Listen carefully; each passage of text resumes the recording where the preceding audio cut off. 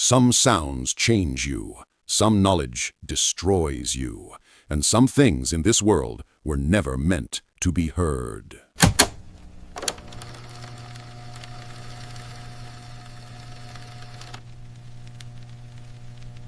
It is the night before Diwali, a grand celebration of the Festival of Lights. But as they say, it's the darkest before dawn. One such tale of darkness is about to unfold. But is there light at the end of the tunnel? Sid and his colleague, Sahil, are the only two sound engineers who stayed back at their recording studio. Sahil emerges, speaking with the casual relief of someone who's been freed from chains. "That's it. I'm out. 2 weeks of beaches and zero responsibilities. How much more time will you take? Can you lock up before leaving? Everyone's out for the weekend." He tosses Sid the keys. Sid catches them, grins with genuine joy. 15 more minutes. You carry on. I'll lock up. Happy Diwali, buddy. Enjoy. The door closes. The studio feels different now. Bigger. Emptier. He puts on his headphones and presses play. He takes off his headphones after listening to it. This has got to be my best work yet. Just as he was preparing to leave, the bell rings. It rings again within seconds as if it was extremely urgent. "Sorry, we're closed." But the voice that comes back isn't asking, it's pleading. A desperate voice calls out from the other side. Sid checks through the peephole. Expensive suit. But his eyes are the eyes of someone who hasn't slept in days, maybe weeks. The eyes of someone running from something they can't escape. He's holding something in his hand. The desperate voice echoes, "Please, it's important." Sid finally opens the door, prepared to dismiss his request. Before Sid could say anything, the man standing outside speaks with desperate urgency. "I know you're leaving. I know it's Diwali. I know this is insane, but I need your help." Sid responds, hesitantly. "Sir, we're closed. The entire staff is gone. I can't—" He interrupts, his voice sharp like a blade. "How much do you make in a month?" The question is so blunt, so direct, that Sid blinks. He stammers, "Sir, that's not—" "How much?" Sid answers, conflicted. 35,000, but I can't help you if my boss finds out." The man takes out a stack of cash. 50,000 rupees, right now. All you need to do is convert this vinyl record and put it on a pen drive. No one knows. I don't require any receipt. You keep the entire amount for yourself. Sid stares at him, then at the vinyl in his hand. His resistance crumbles. "Okay, I guess." Relief floods the man's face like a dam breaking. He extends his hand with gratitude. "Thank you so much. I'm Vikram Rai. Call me Vic." They shake. Vic's grip is firm. Sid says, trying to sound casual, "Siddharth Shah. My friends call me Sid. If you don't mind, what's on the vinyl?" Vic's expression hardens into something cold and protective. He says flatly, "I do mind." "Sorry?" Vic repeats with finality. "I do mind. It's personal and none of your business. Do you understand?" Sid nods, but the air between them shifts. Something heavy settles in. Sid handles the vinyl carefully. The grooves are deep. The surface carries several scratches. "This is really old," says Sid as he places it on the conversion device. The needle settles into the groove. Vic begins to pace back and forth, his eyes focused on the vinyl. The conversion begins. Vic asks him how long it would take. "Looking at the condition, can't say. I don't even know if it will convert properly in the first place." "Let's see," Sid says as he yawns. "Looks like you had a long day," Vic says, empathizing. "More like a long week. Whoa, this is unbelievable," Sid says as he looks surprised. "See, it's working. It's reading the vinyl. This is unbelievable considering the condition you bought it in. I'll just check the quality." Sid was about to wear his headphones when Vic suddenly grabs it and yells, "I told you it's personal. Stop it." "What are you doing?" Sid asked angrily. Vic's voice was tense. "Look, you cannot hear what is on this." Sid, bewildered, responded, "How am I supposed to do my job then? I need to test it, don't I?" There must be another way, surely, Vic insisted. Well, sorry, but there isn't. What's on there is not supposed to be heard, Vic said, his voice almost desperate. Sid, now irritated, strictly tells him, "You need to let me do my job or leave." Vic, eyes wide with a hint of desperation, offered, "I'll pay you double, 1 lakh. You just need to do this without listening." "Are you freaking crazy?" Sid exclaimed. "Look, I am wasting my time here. I don't think you—" Vic, unflinching, places a bundle of cash on the table. "That's 40,000 now, and the rest once you complete." Sid, eyes narrowing with suspicion, asked, "Is this something illegal? Because if it is, I don't care about the money. Please, just leave." Vic, in a sincere tone, says, "No, I assure you it's nothing illegal. I don't think there's even a law for whatever is on there." Sid stares at him, and then the pile of cash on the table. "Okay, let me try," Sid said, relenting. "I will have to work with wave patterns then. Let me see." He paused, examining the patterns closely. "I have never seen these kinds of wave patterns before. What is this? A song? A conversation?" "The less you know, the better," Vic replied, curtly. "All right," Sid sighed. "Can you at least tell me how old this vinyl is? It seems quite old, probably first-generation manufacturing." "Yes, you are correct. Why do you ask?" Vic inquired. "I might need to research a bit about the technology used back then if the conversion fails." "Okay. Now what do we do?" Vic asked, anxious. "The only thing we can. Wait for it to convert and hope that it works," Sid replied.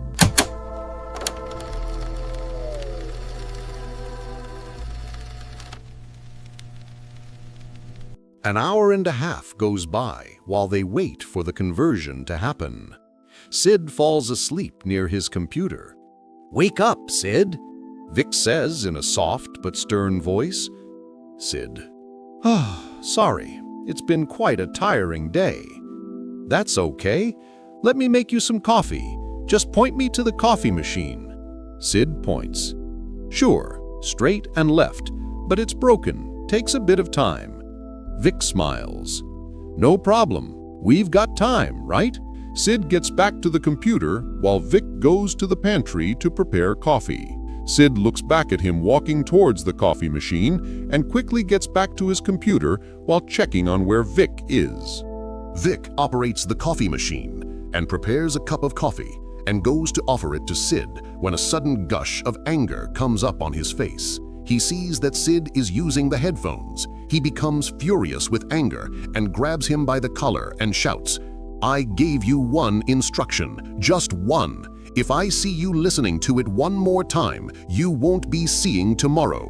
He is about to punch Sid when suddenly Sid yells, "You idiot! I was not listening to your stupid vinyl. Look, the headphone jack is connected to my phone. I should have never let you in. Here, take your pen drive and your money and get the hell out of here." Vic speaks, completely broken and shattered.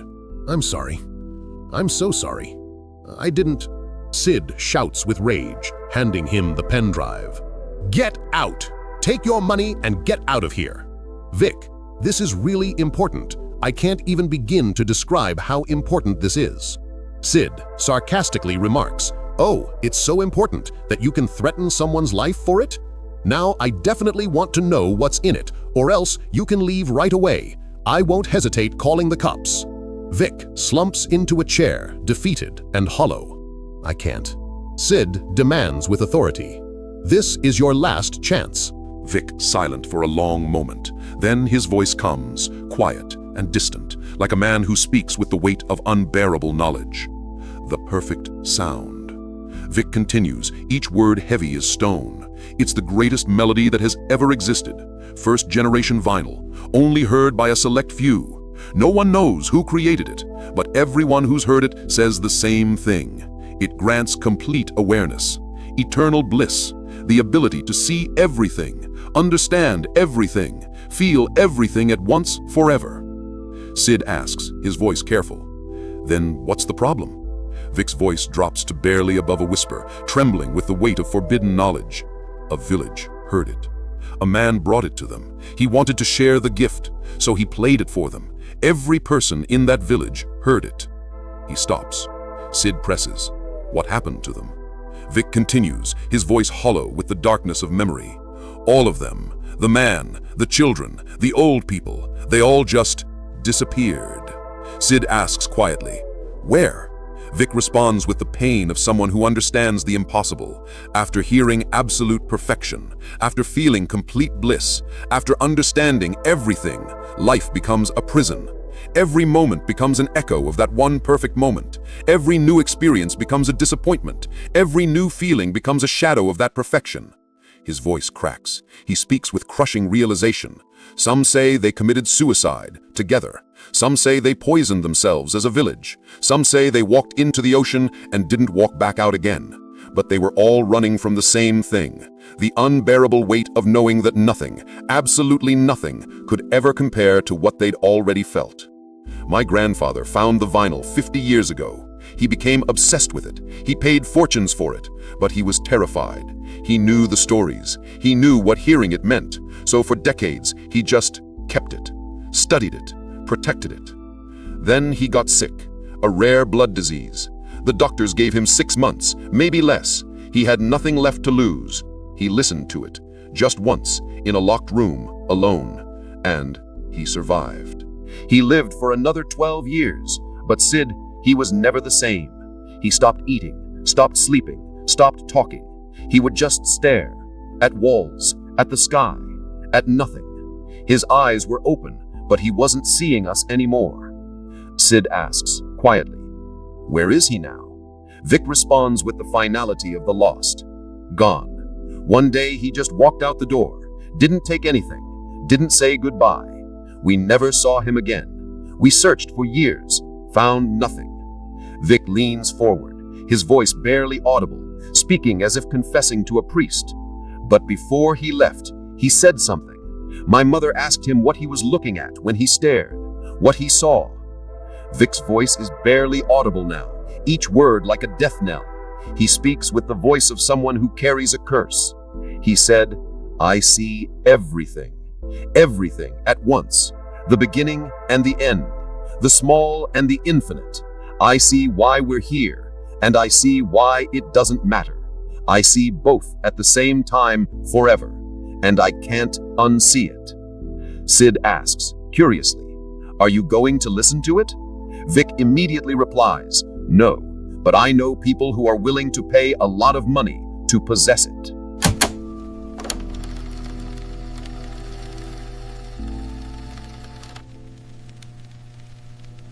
Just as Vic concludes, Sid looks at the computer screen. He says, "The conversion has finally completed." Sid transfers the file to the pen drive. He writes down codec information. "It's done. I have added the codec options to play it whenever you decide to." Vic responds, relieved, "Thank you. I'll give you the remaining amount. You're a rich man tonight." Sid smiles. "What's the rush? Want a beer? To celebrate being insane and rich together." Vic almost smiles. "Sure, but isn't this your workplace?" Sid smirks. "We sound guys know how to party." Sid goes to the pantry and gets the beer from the bottom shelf, bottles clinking, liquid pouring. He returns with 2 beers. They clink glasses. They drink. They enjoy their beer when Sid casually says, "Nice storytelling skills. You should write a book about it." Vic responds, "Fiction section. Where else?" Sid takes another sip. Then his expression changes, becomes something else entirely. He says, "You know what the problem with your story is?" Vic asks, "What?" Sid responds, "You're too honest. You told me everything, which means you're either insane or you're not planning on me leaving the studio alive." Vic's hand slowly moves toward his jacket. He asks, "What are you saying?" Sid leans forward and says, "I'm saying, what if I drugged you?" Vic's body goes rigid. "Did you?" The moment stretches, a knife's edge of silence. Sid laughs. "No, relax, man." Vic exhales, but the fear doesn't fully leave his eyes. He says, "You're the first person I've ever told this to. Do you know why?" Sid asks, "Why?" Vic's smile disappears completely. What replaces it is something darker. He says, "Because you won't live to tell anyone else." He takes out an injection from his suit pocket. Vic continues, "I am sorry, Sid. I can't risk any loose ends, but this won't be painful. I'll make sure of that. Please don't resist. It's a slow poison. You'll simply fall asleep and never wake up." Sid responds calmly. The conversion was over half an hour ago. Vic's hand freezes. What? Sid says, all our work uploads to the cloud automatically. My phone is connected to the same network. I listened to it while you were making coffee. Vic's face drains of color. You're bluffing. Sid responds with absolute certainty. No, Vic, I'm not. Sid leans back in his chair and says, there is no feeling like it in the world, Vic. Your grandfather was right. You see everything at once, the infinite and the small, the beautiful and the terrible, all of it simultaneously, forever. He continues, but here's what your grandfather didn't understand. Everyone perceives things differently. Yes, nothing will ever compare. Yes, every new experience will feel like an echo. Yes, life will feel hollow. He looks directly at Vic and says, but that's not a weakness, that's a superpower. Because when you see everything, truly see everything, you understand the game. You understand what people like you are playing. Vic's hand trembles. He says, you're lying, you're bluffing. Sid responds, in exactly 10 minutes, someone is going to ring the doorbell. If you open it or look through the peephole, you will die. If you don't, I'll tell you exactly who it was. Vic stares at him like he's looking at a stranger. He says, you think I'm just going to sit here and wait? Sid responds, I do. Because deep down you know I'm telling the truth. The melody showed you how to read people, how to see the truth behind the lies, and you know that I'm telling the truth. They sit in silence. The clock on the wall seems impossibly loud. 9 minutes pass, then 10. The doorbell rings. Vic stands. His legs carry him toward the door, against his will. His hand reaches for the handle. He says, how? Sid responds, the less you know, the better. Vic's hand hovers over the handle. From the other side, there's the sound of breathing. Patient, waiting. Vic pulls his hand back. He sits down. The doorbell rings again and again. Then it stops. Vic asks, his voice completely broken, what are you? Sid says, someone who made a different choice than your grandfather. Vic nervously laughs. Okay, I played along. Is this your last desperate attempt to save yourself? Sid explains. The way you want to get rid of me, the same way the organization who you are going to hand this over to want to get rid of you. They hired professional hitmen who would have shot you the moment you answered. They know you are in one of these buildings. Vic is now scared. You are just bluffing. I don't believe you. Anyhow, you better delete the files that are on the server computer. Sid unlocked the server computer and deleted the files in front of Vic. There is only one limitation to knowing everything. No one believes you unless you show them. Vic says in disbelief, okay, so then show me. Sid warns in exactly 5 minutes the power is going to go off, and if you don't leave this place while it's off, your story would end here. Vic is now terrified. Why is it? Sid, it's Diwali tomorrow. Almost every office is empty. The professionals must have now narrowed down your location to this particular place. If you somehow manage to escape, you will survive. Leave the vinyl here and go. They will focus on recovering the vinyl. Vic, that's enough. I'm not leaving here before I... The lights turn off.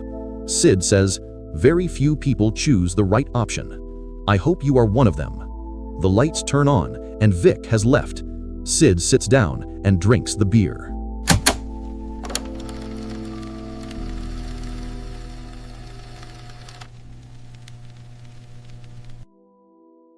A week later, in the middle of nowhere, a hotel room. Vic sits at a desk. He hasn't slept. He holds the pen drive in his hand. He's been staring at it for the entire week. Now, finally, he inserts it into his laptop. The file appears on screen, but there's an error pointing into the text file, which he reads. As he reads, Sid's voice echoes in his mind. It's like Sid is sitting across from him, speaking directly into his soul. Hello, Vic. I know you're a pretty smart guy, so you must have rationalized it out by now. You think you caught my bluff? You had already threatened me once, so I had to come up with something, right? Firstly, who could be at the door? Perhaps the pizza guy who I ordered and came with a guarantee of 30 minutes, so I just timed it right. And the light which only went for my office and no one else's. Well, I must have definitely overloaded the system while I was deleting the file which caused the power failure. You are quite the smart guy. Suddenly, the bell rings and Vic opens the door. Waiter brings in the coffee. Vic starts drinking the coffee and continues reading. You are quite the smart guy, but I can assure you that although it's a possibility, that's not what happened. Coffee is too hot, so Vic's mouth gets burnt. He then continues reading. Careful, the coffee is quite hot. Vic's expressions change. He starts panicking. He looks here and there. He closes the curtains too. He continues reading while shaking. I really did listen to the melody. You should have believed me when I told you to leave the country. Now, sadly, it's too late. The doorbell would ring in about 5 minutes, but this time it's not going to be the hotel staff. This time it's going to be... Vic shuts the laptop lid and keeps looking at the door and then at his watch. And as 5 minutes pass by, the bell rings. Vic now opens the door and he is shocked. Laser dots start to appear on his face and body. The greatest gift and the greatest curse are often separated by a single choice. What you do with absolute truth, whether it elevates you or destroys you. That's the choice the perfect melody